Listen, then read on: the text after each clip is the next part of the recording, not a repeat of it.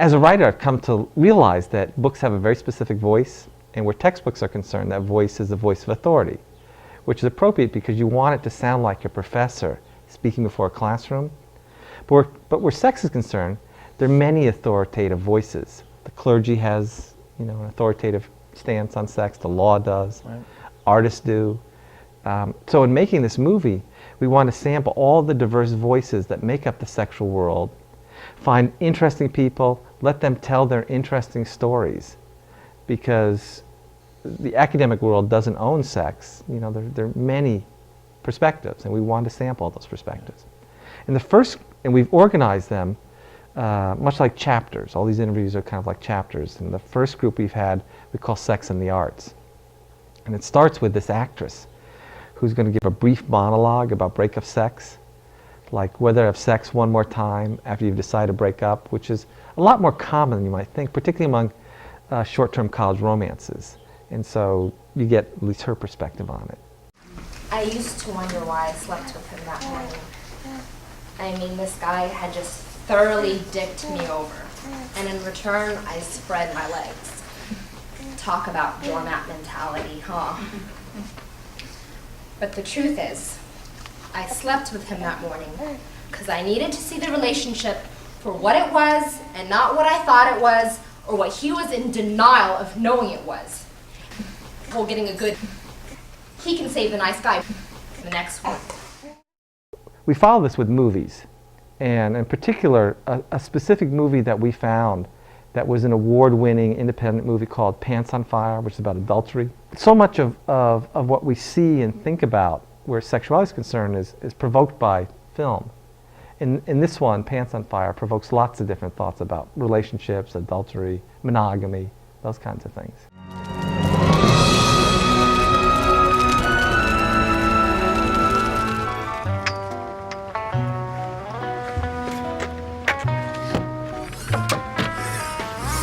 Surprise. Lord, Julie, Get it. you're outrageous.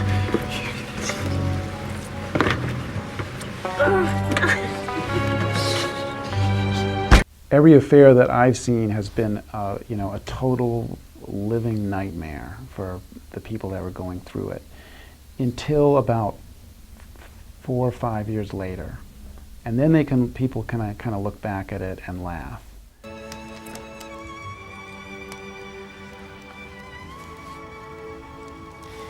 I've been having an affair with Barry Grogan. You me.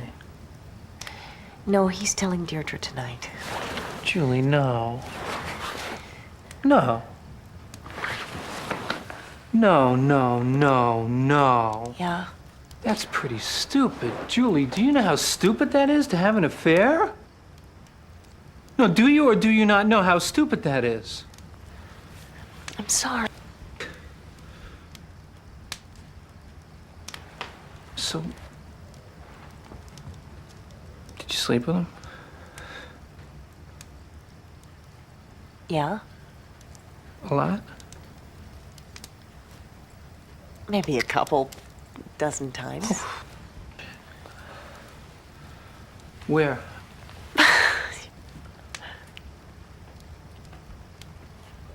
The classroom after school. In the classroom. You know, in his station wagon. Oh, no. Jesus, what a loser! Barry Grogan?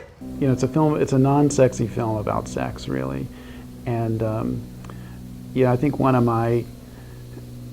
maybe one of my favorite scenes in the whole movie is the one where Julie and Barry are in the bathtub, and they've, there've been so many back and forths, and partly it's just shocking that she's back there with him. That in and of itself, in the context of the film, comes as a surprise. And he can't get it up, and she's like playing with his penis and saying, it's cute. She's trying to make him feel better, and which only makes him feel worse. And it's just so uncomfortable. And I really enjoy watching audiences squirm when they watch that. And it's funny, but it's really uncomfortably funny.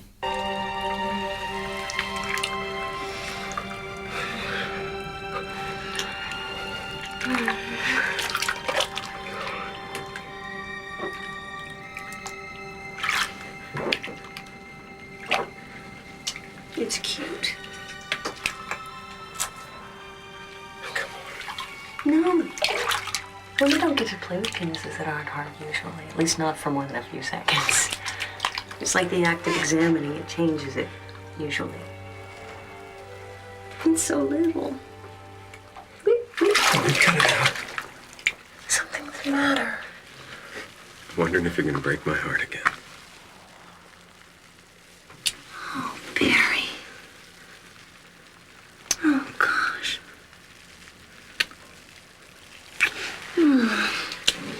So you won't break my heart? When are you gonna divorce Max? Well, we signed this contract. You and Max? I should have told you about it before. He and I can't split up. We can't even plan to split up before December 2nd. Wait, this is actually in writing somewhere? Yeah. Then what are you doing here? Well, I was trying to be nice. To me? Yes! You're here all alone. The faucet leaks. Deirdre wouldn't take you back. I feel bad. Besides, I don't know if it's gonna work out with Max either. We can't agree on having kids. Look, it'd be the same if it was you and me. I don't know if I want to have any more kids. I can't afford the two I've got already. But this would be our child. Yours. Mine. Let's get out of the tub. Well, now I feel bad. Please don't be mad at me, Barry. I mean Max. Max. What did you just say? Did you just call me Barry? You did, didn't you? You know, I think you're still getting in on Barry Grogan. Don't be mad, Max, please. Are you sleeping with him? No. You see him every day, don't you? Well, we work together. So how are we supposed to be working on our marriage when you're thinking about someone else? Well? How do I know? I'm confused. You confused? I wanted to make a black comedy about something that with no mythologizing, with no cartoonishness, with no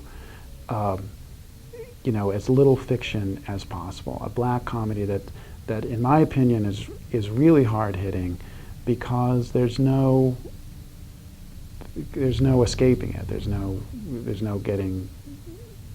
way out.